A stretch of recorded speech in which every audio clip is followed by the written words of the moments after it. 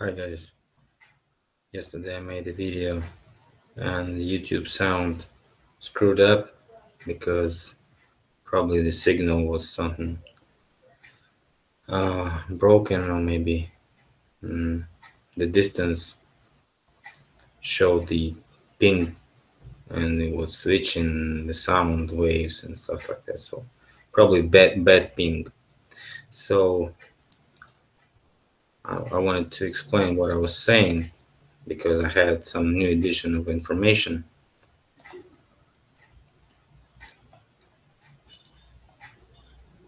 So this guy is Mikhail Saakashvili, who was like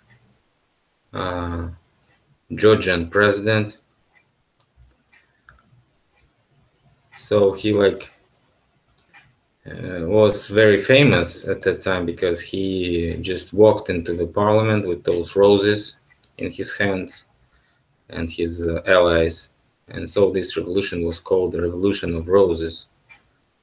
It was very interesting. The former president, who was a post-Soviet foreign minister, and became Georgian president after the Soviet Union broke up and fell apart. So that's what was easy done by him, and he was supported at that time by this funds of Soros, George Soros. That's why he is tightly, closely tied it or whatever, tied to Soros foundations. So he was like aggressive actor of globalists who trying to capture the countries in the former Soviet Union. And they promoted liberal rights, they promoted liberal things like democracy and law and order and stuff like this. So like no corruption. And eventually he done some good things in Georgia, which he was like publishing everywhere about the Batumi, the city of Batumi, who is like Georgia and Miami, where you can go and have really great time at your vacation. So it's not very expensive, but it's very high class touristic site. So he's done a pretty much very lot of things, and like he was erasing the road police or highway police department, completely erased it from the police. So Georgia doesn't have any highway patrol anymore because they were taking bribes and just were very corrupt. So this revolution was pretty simple for Saakashvili to succeed with all this money that Soros gave him. And so the former president just, just resigned and didn't have anything to do. And this guy was actually the one who started the war in Ossetia in 08, 08, 08.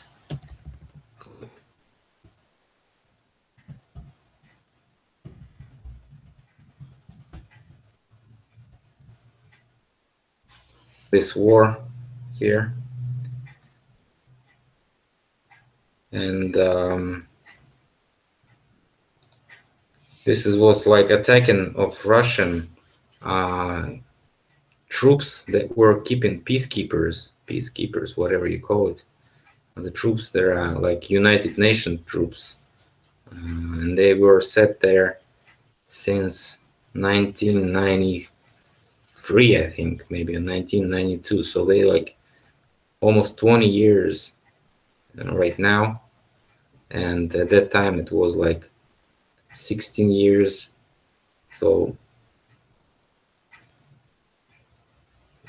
well, right now it's more than 20 years, and that time it was like 16 years, something like that. So those troops were attacked by Georgian army, and suddenly artillery and reactive rockets were sent on the side of this Russian peacekeepers base, and it was like totally destroyed.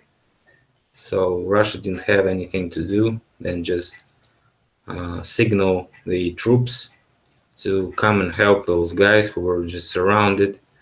And the whole city, or the capital of a city, was surrounded by Georgian army, and they used all these NATO weaponry and instructors who were teaching them for like 5 to 4 years, I think. Uh, so very long time, very long period. So this guy is actually was very famous because he has all those pictures which were called memes in Russia. Memes, like when you have like something written under the picture, which is very funny. So this like this one says like Saakashvili likes your tie. This is from the time he was eating his tie and was caught on camera. Um, so he's like very photogenic. If you see his face is a very different each time. He is like a different person because he is a good actor, and actually he promotes all this style in the manner of the winner, the conqueror. Just come and get it. That's his. Uh, that is his like credo or something like that. Assassin Creed, like his creed. And this is what happened. Let's see, September 11th, which is 9/11 actually, was this published. Maybe it was 9/10 or at least 9/11. So he was like just passing this border, and he came with people, and those people were bringing all this mass media reporters and stuff like that. So, and they just pressed the border and passed it. Nobody could help. National Guards stepped away, Border Patrol stepped away, so nobody had something to do. And before that, they were standing like this and not letting anyone go and saying, well, this board pass is blocked by mines. And those people like, you kidding us? No mines here. We're gonna pass whatever it takes. And this guy was just risking his life literally because he could get like hurt and stuff like that. Those are big guys here, as you can see. And maybe it's a well-staged operation, of course, but still those guys were trying to do something, trying to offend, trying to defend the border and not let them go. But those just too many for them.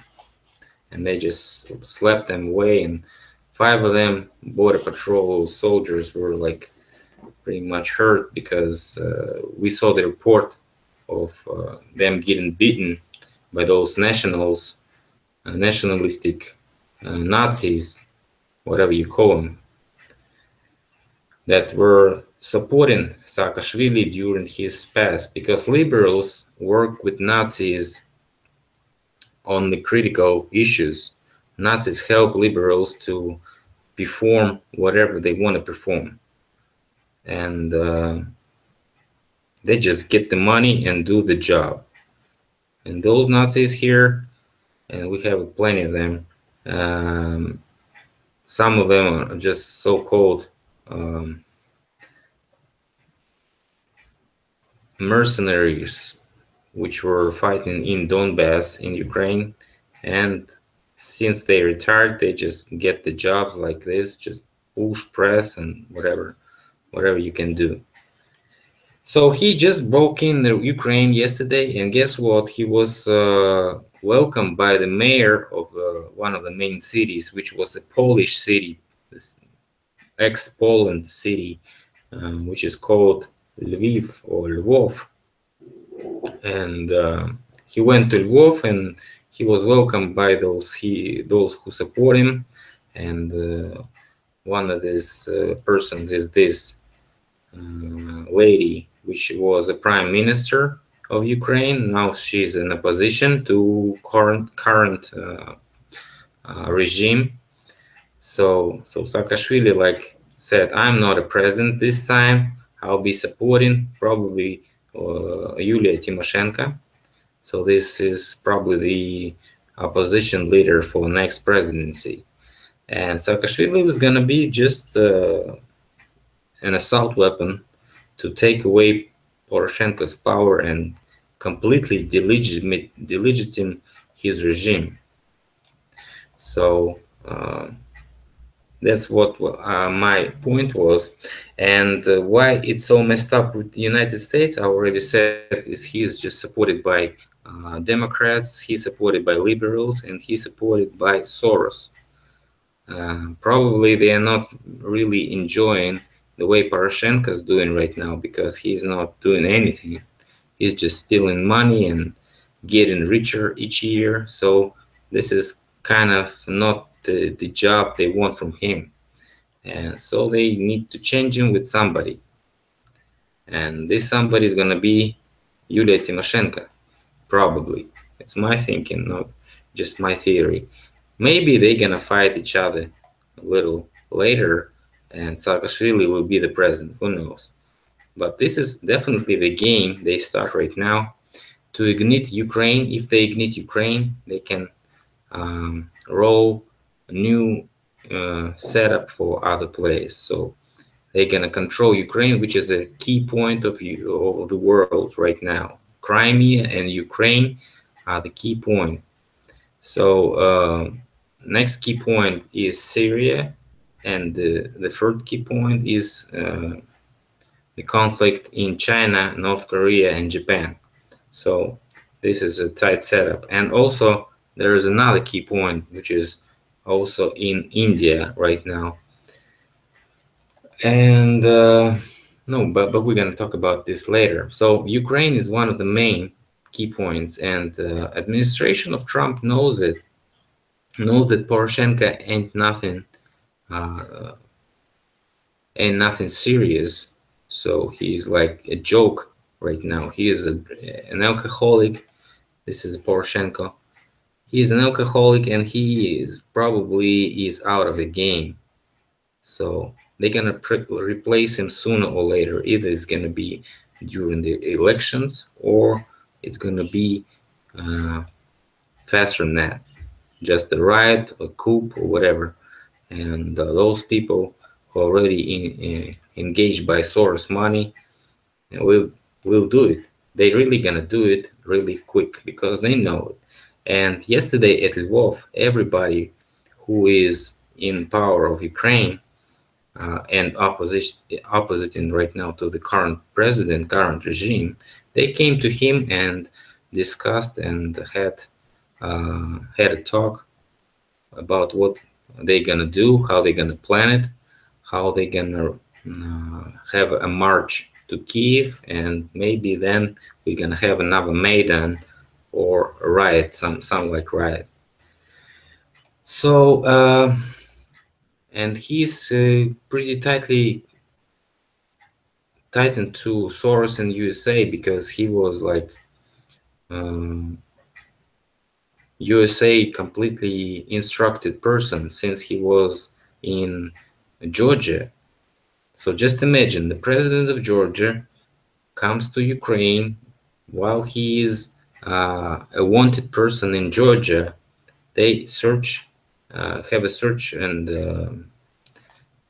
they have a warrant on him, so they can, ask for extradition right now. And Poroshenko is willing to extradite him away to Georgia, but at this reason they can't do it, because if they're gonna do it, he's gonna send a trial at the International Court of Human Rights, because he was like, he can say like Georgian regime has a politically motivated case on him, and that's why it's not any kind of felony or stuff like that. It's just a political case. So I can't be sent to Georgia, because it risks my life because they can do whatever with their political enemy.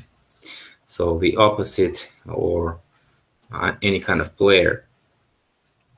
So, and this is tightly related to a civil war, because Soros Foundation, they also spent very huge money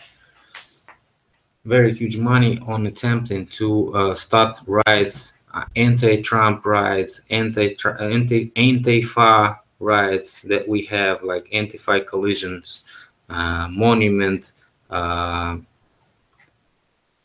those blow-ups, and those ruining the monuments and the historical columns and stuff like that. So it's just the same people, and they have a really great experience in Georgia, and this Yulia Tymoshenko had experience in the Maidan #1, which Saakashvili also did a great job, and he came to Ukraine and supported them that time.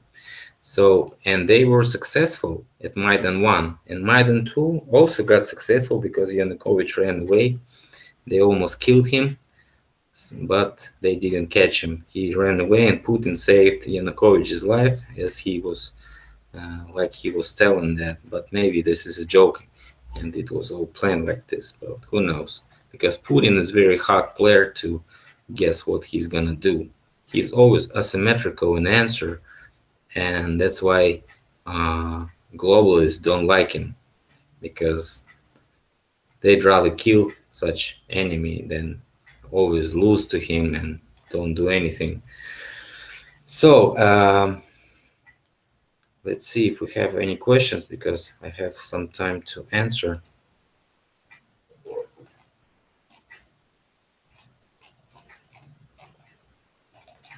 I don't see.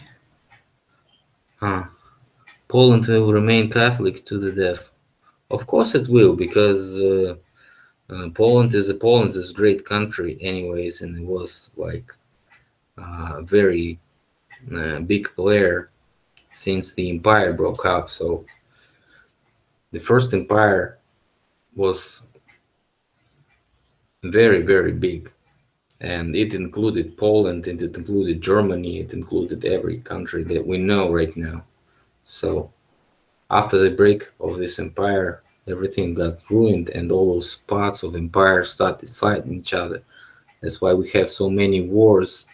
And I'm researching the mud flood and post mud flood era, which is like 1850s, 1860s, and that's why I got to this conclusion that is mud flood related to the people that we know right now are in power, and they are the players that came out of mud flood results. So they are results of the mud flood. So how can we learn about mud flood if we don't know the results? And results lead to the mud flood. So it's like deductive system of like finding a trace and searching through the trace to the target that actually performed some crime and stuff like that. What is your knowledge of the Khazars and their relationship with Russia? Also, how do you pronounce that word in Russian? Khazars. So, Khazarsky Khaganat was the little little county of that empire. So, it was like close to Volga River. It was close to Crimea, and maybe even had Crimea in their lands. So who knows? And it was like southern part of Ukraine, so Georgia, Armenia, so everything that's Caucasus countries to the Turkey and the Persia. So this is modern Iran and Iraq and Turkey. So Khazars, not as much well known as other Jewish lines like Danes and Levites.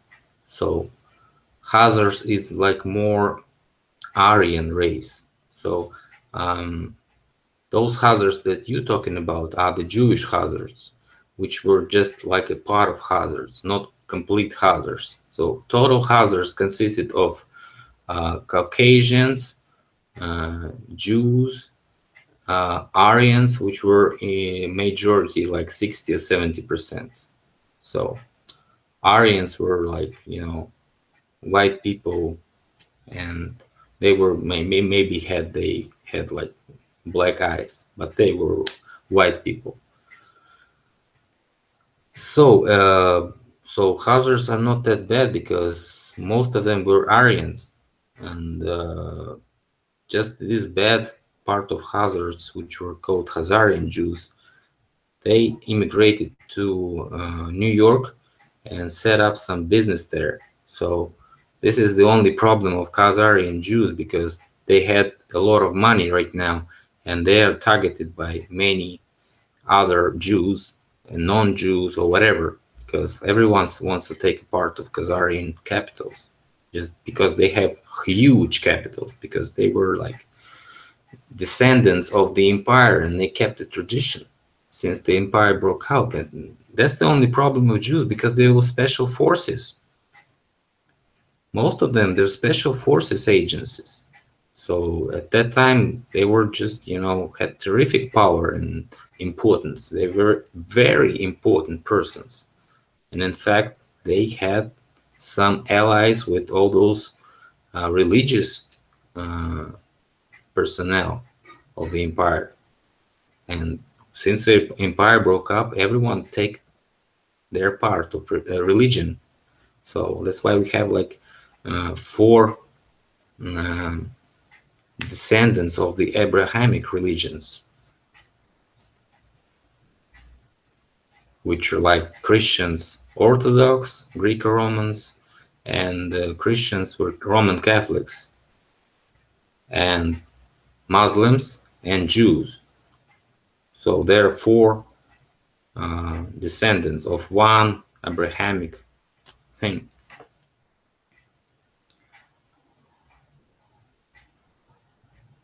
Horror has a cool meaning. Yes, of course, because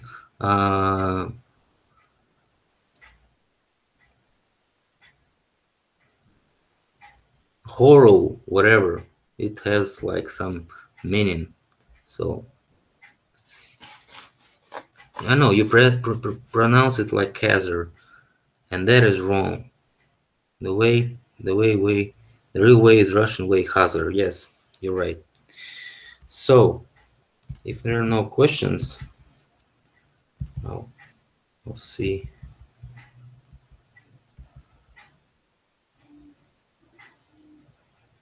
Yeah, probably no more questions. So thanks a lot for watching. I'm sorry to had this bad sound yesterday, and again, I think I've added what was missing that time. So thanks a lot, and see you later. Bye, people.